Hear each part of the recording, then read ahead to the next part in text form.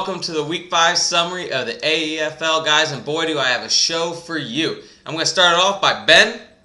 Don't fucking tell me I was wrong. You drafted Brian Hartline. You didn't pick him up on waivers like I had said, but do you have to call me out in front of the entire league and say, oh, I drafted him? No. Just text me and tell me. I'm sorry. I apologize. I was wrong. Don't call me out again. Don't let it happen. Don't do it. Now, going into this week's games, B.F.E. Baltimore. Not only did you get lucky for the first time in your relationship with Brittany, you also got lucky for the first time this year in the league, getting your first win, beating me 115 to 110. The Shamalama Ping Pongs ain't ding dongs no more as they beat Jacks on, Jacks off, 132 to 117. Cocktoberfest continues to ride this October wave, beating Team Minivan 166 to 95. The Inglorious Bastards fall to the former Child Stars 110 to 105. And and Forte, looks like it's time for a name change again. As you, sir, get your first win of the year, 123 to 63 over the Raging Boners. And then I touched down there with the win over Liquor in the front, Poker in the back, 131 to 99. Real quick, going into the games, BFE Baltimore and I. God damn it. All I need is Jimmy Graham to catch a couple passes and I win the game. Instead, Colston goes off for 40, and I sat there in the car all the way home from Florida thinking I got a W, and Colston comes out of nowhere and picks up the win. Now, on to Justin and Dustin. Yates, you got to figure out your flex problem, man. You figure, is it Avery or the Curly guy, or is it Justin Blackman? You got to figure something out. Shamalama Ping Pongs. Finally, man, your trade pays off as McCoy comes in and picks you up big points. Fred Davis, like I told you, should be in your starting lineup, gets you another 10. And Matt Ryan, one of the most consistent quarterbacks week in, week out. Into Team Minivan and Cocktoberfest, Edwards, man.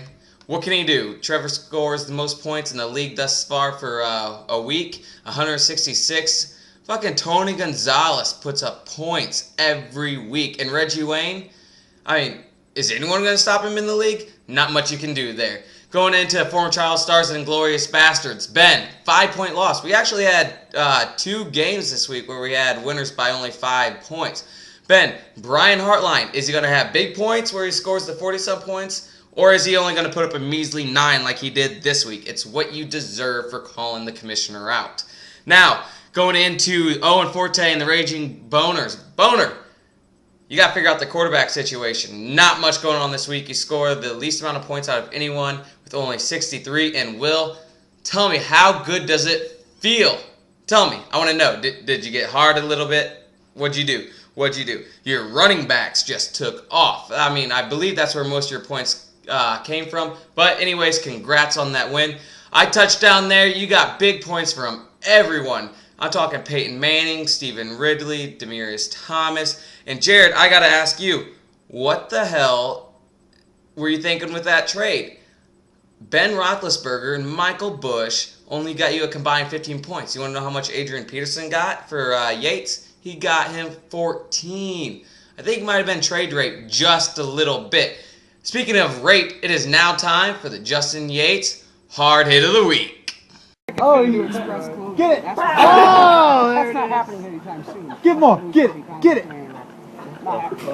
Now, I could give the Justin Yates Hard Hit of the Week to Tyler Boner, whose kicker and his defense got him the most points for his team. Yeah, that's right. I said his defense and his kicker were his top 2 scoring members on his team. Or I can go and give it to Edwards, Andre Johnson, who just blows this year. Is he going to show up anytime soon? But you know who I'm going to give it to? And I'm going to do it a little bit different this week. I'm going to give it to Brandon Altimus. Not because he won or anything, but because right now, I'm sure he's getting lucky again. He took 9 years to finally get laid. And speaking of which, I'm pretty sure he's laying the wood right now. So, for this week's Justin Yates Hard Hit of the Week, I'm giving it to Brandon Altimus because I'm sure he is hitting it hard right now. But now that brings me into the A.E.F.L's Close Call of the Week. That was the route? Yeah. Was the best way to Yeah, it was the fastest. I got a concussion, guys. And the A.E.F.L's Close Call of the Week goes to, drum roll, Ben Parker.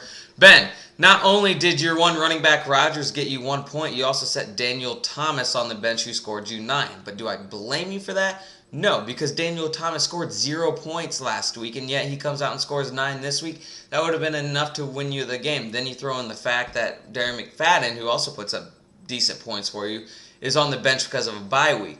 And then Ryan Matthews, the running back for San Diego, who Barr has, actually scores 25 points this week. He hasn't done anything all year, mostly due to injury, but it looks like he's finally got it going now that he's back and healthy.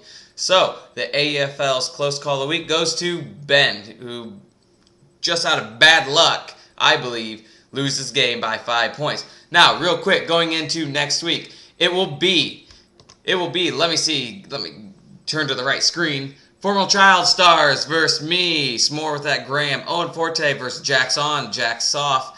I Touchdown There versus Team Minivan. Liquor in Front, Poker in the Back versus Cocktoberfest. Raging Boners and the Shamalama Ping Pongs. And then, to sum it all up, the Inglorious Bastards versus BFE Baltimus. Congrats to our 3 winless teams finally winning a game. I was starting to get a little worried, but y'all pulled it out. Speaking of pulled out, Brandon, don't forget to do that. We're not ready for you to have kids yet. Guys, I will see you all next week. But until then, fuck you.